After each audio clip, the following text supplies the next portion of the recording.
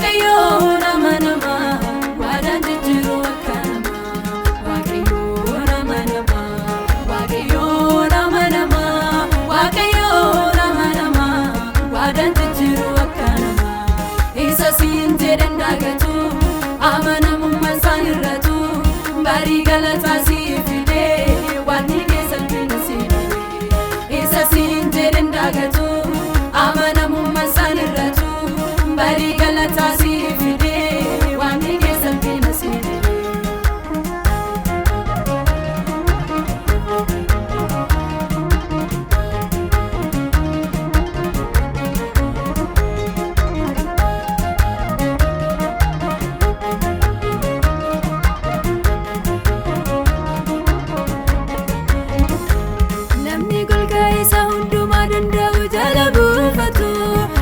Sajrata kaba inarifatu namni golgaa isa hundumaa danda'u jala buufatu gaddi sajrata kaba inarifatu amanamummaa waaqayyo gachanaaf masaraa isaati bara dheeraan kumsaa fayyisuun harkasaati amanamummaan waaqayyo gachanaaf masaraa isaati bara dheeraan kumsaa fayyisuun harkasaati waaqayyo nama nama waaqayyo nama nama waaqayyo nama nama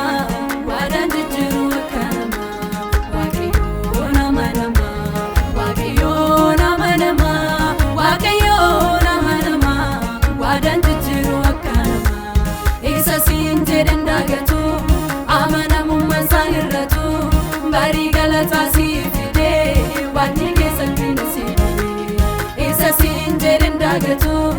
amanamummaan isaan irratu barii galataa siif fidee waan ni keessan fiinasee.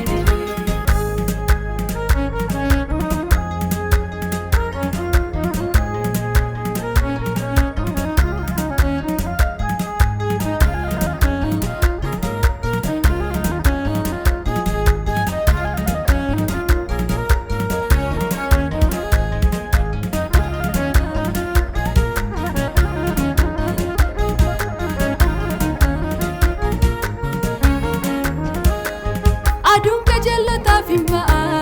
warra sa'aatiin dukkanaa'u akka muka bishaan qarqara lalisaa bunaa ganna boqu abdii guutuun kan eeggata humna haarifamaa adeemu naannoo galataa